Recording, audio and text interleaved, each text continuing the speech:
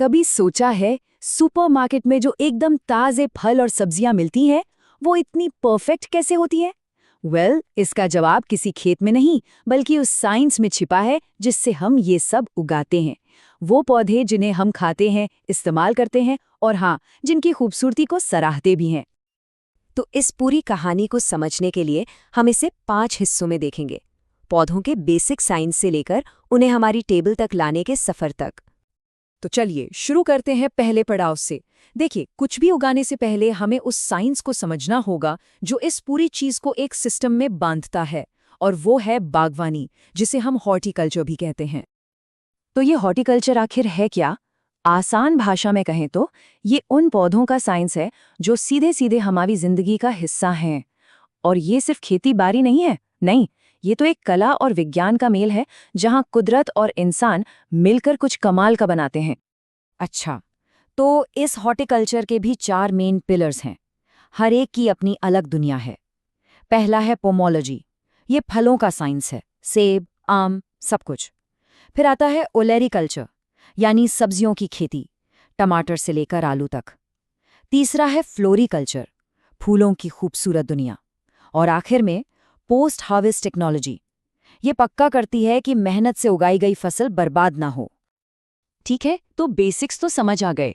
अब मिलते हैं इस कहानी के असली हीरो से, यानी फलों से, और जानते हैं उनकी कुछ दिलचस्प बातें। कभी ध्यान दिया है कि केले को कच्चा तोड़ लो तो भी घर पर रखे रखे मीठा हो जाता है, पर अंगूर के साथ ऐसा नहीं होता। क्यों? इसका राज छिपा है 2 तरह के फलों में। एक होते हैं क्लाइमैक्टेरिक फल, जैसे केला और आम, ये तोड़ने के बाद भी पकते रहते हैं। समझ लीजिए इनके अंदर एक राइपनिंग क्लॉक लगी होती है। और दूसरे होते हैं नॉन क्लाइमैक्टेरिक फल, जैसे अंगूर और संतरा।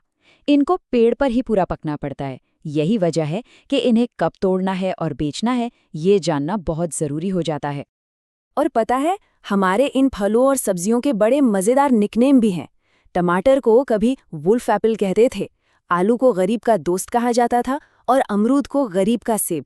ये नाम सिर्फ नाम नहीं है, ये इन पौधों के इतिहास और इनकी अहमियत की कहानी बताते हैं। अब जरा न्यूट्रिशन की बात हो जाए।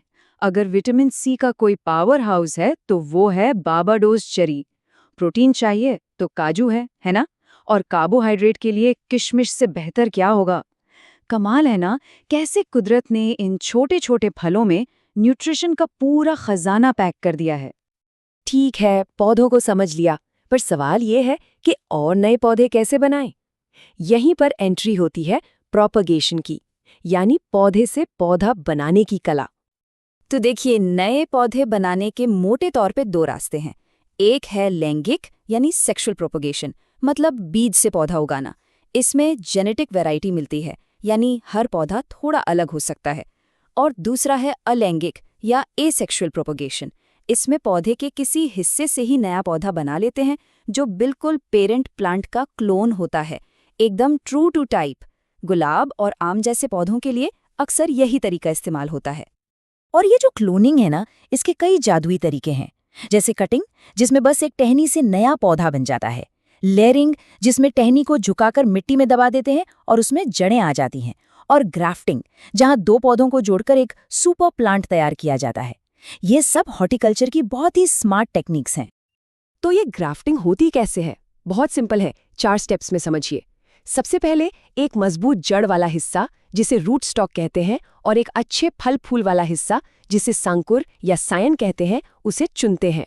फिर दोनों पर ऐसे कट लगाते हैं कि वे एक दूसरे में फिट हो जाएं। बस दोनों को जोड़ो और कसकर बांध दो, और कुछ ही टाइम में ये दोनों मिलकर एक हो जाते हैं और एक नए पौधे की तरह बढ़ने लगते हैं। अच्छा, पौधे बना तो लिए, पर ये तो बस आधा काम हुआ। अब उन्हें फलने फूलने में मदद भी तो करनी है। तो चलिए देखते हैं कि हॉर्टिकल्चरिस्ट ऐसा करने के लिए क्या-क्या करते हैं।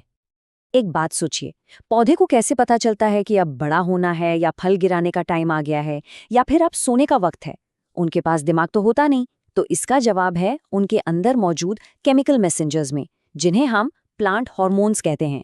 ये पौधों की अपनी सीक्रेट लैंग्वेज है। जैसे हमारे बॉडी में हार्मोन्स होते हैं ना, वैसे ही पौधों के पास भी ग्रोथ रेगुलेटर्स का एक पूरा सिस्टम होता है।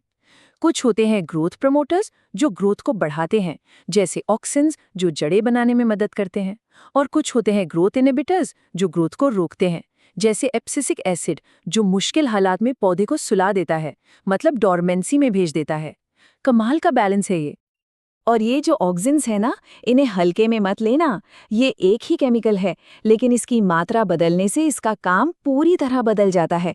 थोड़ी मात्रा में डालो तो ये फलों को गिरने से रोकेगा, और जरा सा ज्यादा कर दो तो यही केमिकल खरपतवार को खत्म कर देता है। और हाँ, कटिंग में जड़ें भी इसी से निकलती हैं। है ना कमाल की बात। अब आते हैं प्रूनिंग पर, यानी छंटाई। ये सिर्फ टहनियां काटना नहीं है, इसे समझिए पौधे को एक स्ट्रेटेजिक हेयर कट देना, जिससे वो और हेल्दी और प्रोडक्टिव बन जाए। सही प्रूनिंग से पौधा अपनी सारी एनर्जी फालतू की ग्रोथ की जगह अच्छे फल और फूल बनाने में लगाता है। 15% हॉर्टिकल्चर में जगह का सही इस्तेमाल सब कुछ है। और क्या आप जानते हैं कि सिर्फ पौधे लगाने का पैटर्न बदलकर उतनी ही जगह में 15% ज्यादा पौधे लगाए जा सकते हैं? जी हाँ, चौकोर पैटर्न की जगह अगर हेक्सागोनल पैटर्न में पौधे लगाएं, जो थोड़ा मुश्किल जरूर है, पर इससे 15% ज्यादा पौधे फिट हो जाते हैं। ये होती है असली एफिशिएंसी। तो अब हम आ गए हैं अपने सफर के आखिरी पड़ाव पर। ज्यादातर लोगों को लगता है कि फल तोड़ने के बाद काम खत्म, लेकिन सच तो ये है कि असली कहानी तो अब शुरू होती है। और इस कहानी का नाम है पोस्ट हार्वेस्ट टेक्नोलॉजी या PHT। ये वो साइंस है जो पक्का करती है कि खेत से निकली फसल हमारी टेबल तक सही सलामत पहुंचे, बिना खराब हुए। इसमें प्रिजर्वेशन, प्रोसेसिंग सब कुछ आ जाता है। इसी का एक बेहतरीन उदाहरण है कैनिंग। ये एक ऐसी क्रांतिकारी तकनीक थी जिसने खाना बचाने का तरीका ही बदल दिया। इसमें होता क्या है, खाने को एक डिब्बे में वायुरोधी यानी एयरटाइट सील करके गर्मी से स्टेरिलाइज कर देते हैं। बस अब वो महीनों बल्कि सालों तक खराब नहीं होगा। इसका आविष्कार किया था निकोलस एपर्ट ने 1804 में, असल में नेपोलियन की आर्मी के लिए खाना प्रिजर्व करने के लिए। और ये जो बड़ी बड़ी फैक्ट्रियों में कैनिंग होती है ना, उसका प्रोसेस भी काफ़ी साइंटिफिक है, पर समझना आसान है। सबसे पहले सबसे अच्छे फल सब्जियों को चुना और साफ किया जाता है। फिर उन्हें छीलकर हल्का सा उबाला जाता है, जिसे ब्लांचिंग कहते हैं। इसके बाद डिब्बों में भरा जाता है, फिर अंदर की हवा निकालने के लिए गर्म करते हैं, और आखिर में एयर टाइट सील करके फिर से स्टरलाइज करते हैं। हर स्टेप का एक ही मकसद है, खाने को लंबे समय तक सेफ रखना। अच्छा, अगली बार जब कोई फ्रूट ड्रिंक खरीदें तो उसका लेबल जरूर देखिएगा। स्क्वैश, नेक्टर, RTS, इन सब का एक खास मतलब होता है। जैसे स्क्वैश में कम से कम 25% फ्रूट होना चाहिए, तो वहीं रेडी टू सर्व ड्रिंक में सिर्फ 10%। तो ये जानना जरूरी है कि जो हम पी रहे हैं उसमें असल में है क्या। तो ये सारी बातें हमें एक बहुत बड़े सवाल पर लाकर खड़ा कर देती हैं। जब हमारे पास खाने को दिनों से बढ़ाकर सालों तक सुरक्षित रखने की टेक्नोलॉजी है, तो क्या हम एक ऐसा भविष्य बना सकते हैं जहां खाने की कमी किसी को ना हो? देखिए, हॉर्टिकल्चरल साइंस हमें तरीके तो बताती है, पर उनका इस्तेमाल कैसे करना है ये तो हम पर ही है।